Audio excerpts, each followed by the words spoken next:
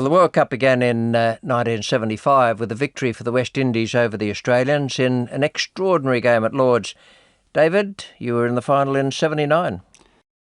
Yeah, that was less extraordinary. It was one of those ones where West Indies got a big total. And it was one of those ones where in the middle of the innings, it was Collis King on that occasion who took control. And we had a couple of medium pacers who we had to slip in at that stage. They went everywhere. They went into the grandstand, they went into the mound stand. And in the end, it was just too big a target.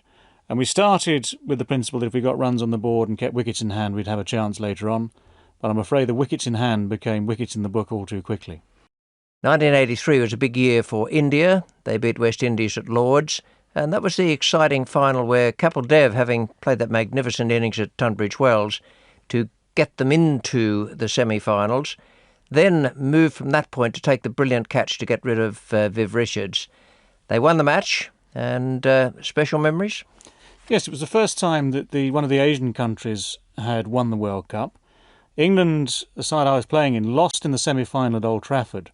And we lost it really to the medium pacers, the so-called innocuous-looking medium pacers, who bowled line and length and kept things tight. And it works pretty much the same way on slow English wickets as it does on slow Indian wickets. They know what they're doing, they give very little away, and the batsmen take the risks. If you don't get it right, then of course you lose wickets. And that's what happened to the West Indies in the final. They seemed to have it covered, but some great fielding, good bowling, good tight bowling made sure that India actually took the title, and they deserved it. Then in 1987, just 4 years later in the next World Cup, England were in another final. That was in India, and they played against Australia. The Australian captain, Alan Border, took the vital wicket of his opposite number. Yeah, Mike Gatting decided to play that now infamous reverse sweep and got caught off that first ball. If he'd stayed there, I think England would have had a great chance of winning that match. As it was, Philip de Freitas took them close in the latter overs of that innings. But the wicket of a key player like Gatting just proves how important it is that your good batsmen make the most of good conditions and get the bulk of the runs. And it did have another effect. It was the start of problems for England in winning major series of any kind, and the start of Australia's fight back under the captaincy of Alan Border. Well, yes, away from the World Cup, England had beaten Australia in Australia in 1986-7, again under the captaincy of Mike Gatting, and played very well. But I think if you look at the shift in power in world cricket, you're right, that was the era, that was the year where Australia, for instance, decided that they'd worked out what they had to do to change their side for the best. England at that stage decided, well, not very much. They thought they were happy enough with the way things were going.